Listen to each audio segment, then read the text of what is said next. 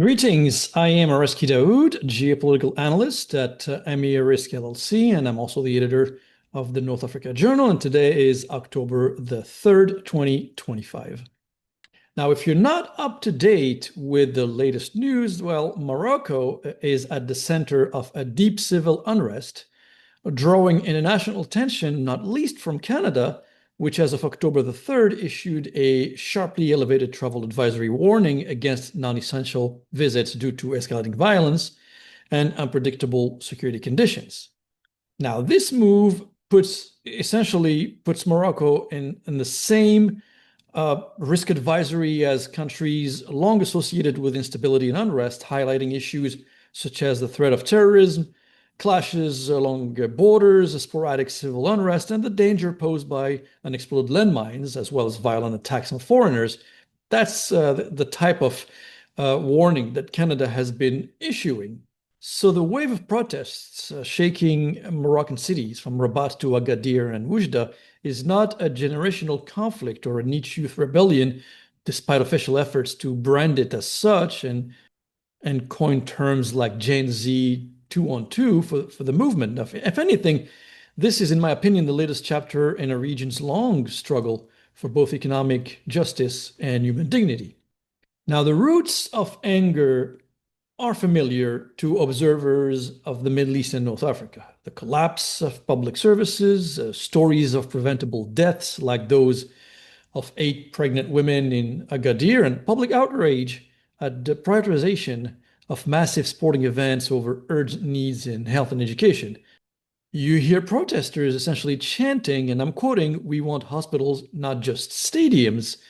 And that's as Morocco is preparing to host games for both the Africa Cup of Nations and the 2030 World Cup, with more than $5 billion projected to be spent on sports infrastructure. This is obviously while Moroccans are reporting crumbling hospitals and collapsing schools that are left behind. These events in Morocco reached a breaking point on the October the 2nd when protests organized via Discord, fueled by anger and resilience and mostly composed of highly educated, urban, digitally connected citizens, led to deadly confrontations. In Laqli'a near Agadir, 2 people were killed when police responded with lethal force against an alleged attempt to storm a gendarmerie station and seize weapons. Elsewhere, masked demonstrators set police cars, bank branches, and government offices ablaze, while other rallies essentially remained peaceful and nonviolent. The government responded with hundreds of arrests and a harsh crackdown, as well as calls for dialogue and promises to address social grievances. The Prime Minister's statement and a heavily publicized government press conference stressed readiness for institutional dialogue, but protesters and observers alike remain skeptical, knowing how frequently such official promises end with very little reform. Now, outside government circles and the palace-friendly press, few buy the idea that this is just a youth movement, right? In Morocco, as throughout the Arab world, popular protests arise because basic needs aren't being met and dignity is denied. Just as with the Tunisia's Jasmine Revolution or the broader Arab Spring, attempts by regimes to brand unrest as youth-driven or fringe-only serve their interest in minimizing and isolating dissent.